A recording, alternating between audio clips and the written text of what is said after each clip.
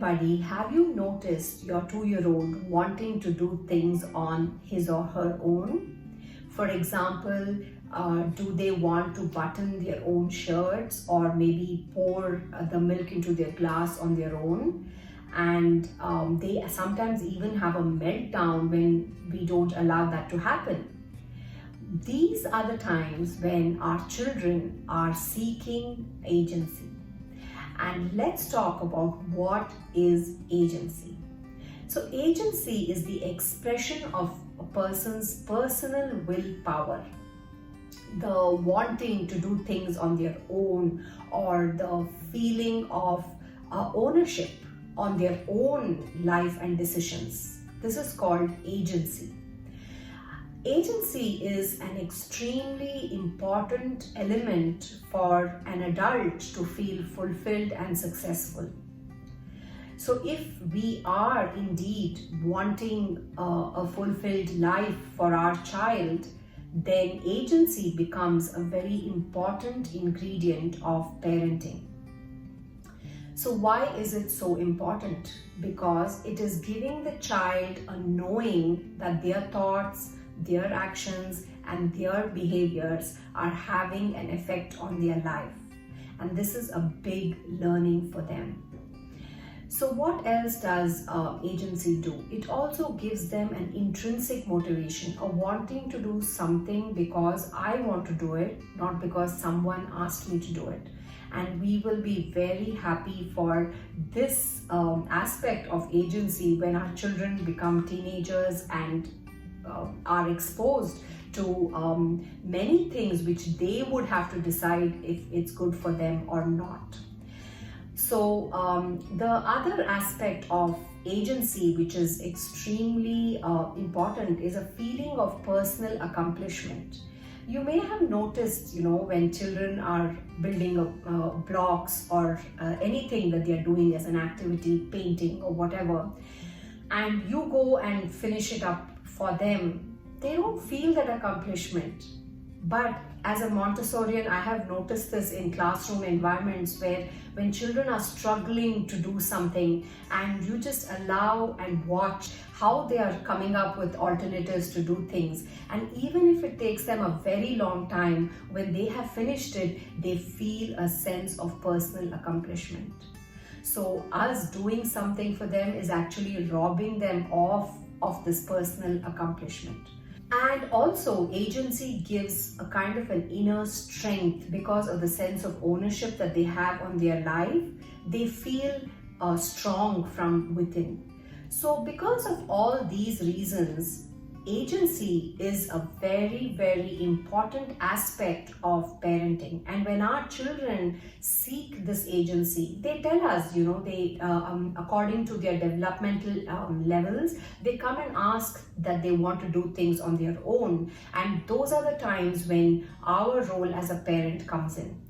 If we are going to be stuck in our fear for the child, and we do not allow them to take on these activities and risks, then we are denying them the opportunity to develop this very important skill of agency, which will be extremely crucial for their feeling of fulfillment later on in life.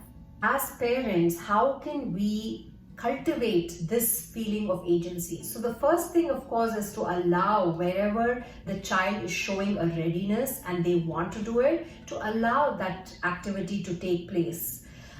When you are allowing the child to do these activities, it's important to let them do it from the beginning till the end. And also what is important is not to have expectations of the outcome of this activity. So that is when the power of agency starts developing, where they see that they have gone through it all on their own. And remember, they like doing it on their own. You might have heard your child say many times, I did it all by myself. That is a feeling of personal accomplishment which is coming from agency. So of course, allowing them to do the things, especially when they are wanting to do it themselves and not being stuck to the outcome. The next way we can cultivate agency is by offering choices, not making decisions, not telling them what to do, but offering choices. Very simple things like in the clothes they wear, the food they eat, all these areas where they are trying to make choices and decisions are going to be extremely crucial for the development of agency in their life. The next way to cultivate agency is to involve the child in what's going on in your own life. For example, if you are buying something for the house, then to just take the opinion of the children and brainstorm it together and come up with a kind of idea which has come from everybody's contribution into what's happening. Of course, this will depend on the age of the child, but in every, like a 2-year-old can contribute to the color of what you're buying. So that it can be that simple, but taking the contributions and the opinions of children will help in their agency. Observation is a key tool for agency. If you can take a 48-hour break in telling your child what to do and just become the observer of what's happening, just become the observer, you will notice, you can observe for areas that they have agency, the areas that they are ready to take agency, and the areas that need to still develop, or what are his interests, or what is the child drawn to. These are things that you will observe only when you take a break from telling them what to do, because it is not spontaneous when they are told what to do. For example, in the Montessori environment, we observe spontaneous activity, which means what is happening out of the child's own accord. This is what gives us information about the child, their likes, their dislikes, what are they inclined to, what are they ready for. This will help us take a back seat and allow them to move forward, taking agency.